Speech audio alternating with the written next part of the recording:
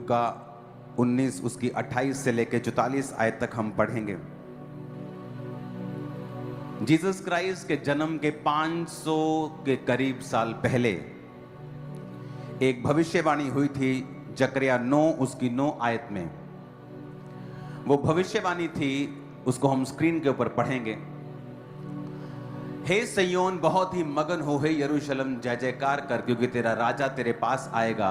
वह धर्मी और उद्धार पाया हुआ है, वह दीन है और वह गधे पर वरन गधी के बच्चे पर चढ़ा हुआ आएगा। ये एक प्रोफेसी थी परमेश्वर के लिए। यीशु मसीह के जन्म के 500 साल पहले एक भविष्यवाणी हुई थी और कहा गया था कि तेरा राजा तेरे पास जब आएगा वो गधे के बच्चे के ऊपर चढ़ा हुआ आएगा। हे सिय्योन, बहुत ही मगन हो। परमेश्वर ने जब अपनी कौम को चुना था, परमेश्वर ये चाहता था कि मेरी कौम मेरे वचनों के अनुसार चले और ये जो हुक्म मैं उसे देता हूं ये उसको माने, और मैं अपनी कौम का राजा हूंगा और मैं अपनी कौम का अगुवा हूंगा। उसने मूसा को अपनी कौम को लीड करने के लिए ठहराया और कहा, ये सारे देश, कनानी देश, कनान के देश मैं तुम्हें दूंगा और यहां दूध और शहद की नदियां बहती हैं। तो परमेश्वर ने मूसा को भेजा, जिसने मिस्र में जाके इजराइलियों को बड़े बड़े चमत्कार करके छुड़ाया।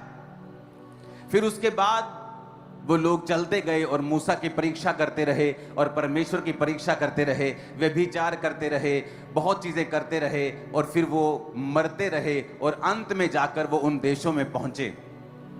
उन देशों में जब वो पहुंचे तो उन देशों की रीति के अनुसार चलने लगे, क्योंकि परमेश्वर ने कहा था जब तुम कनान पर कब्जा कर लेना तो किसी को भी उनको रखना मत, सब नाश कर देना। लेकिन बाइबल कहती है उन्होंने परमेश्वर के वचनों को तोड़ा और अपने घर में नौकरी करने के लिए, अपने खेतों में नौकरी करने के लिए उन्होंने कुछ लोगों को रखा, और वो लोग जो दूसरे धर्मों को मानते थे वो बीच में रहे। और इजराइल के लोग भी, जब मूसा की पीढ़ी के सब लोग मर मिटे तो वो भी उन लोगों को पूजने लगे जिनको वो पूजते थे, और परमेश्वर ने उनको शत्रुओं के अधीन कर दिया।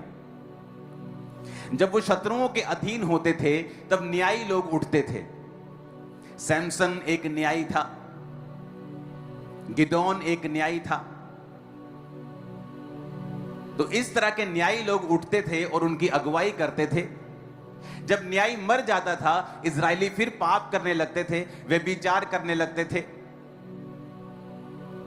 अलग अलग तरह की पूजा करने लगते थे और परमेश्वर फिर नाराज होता था और उनको शत्रुओं के वश में कर देता था।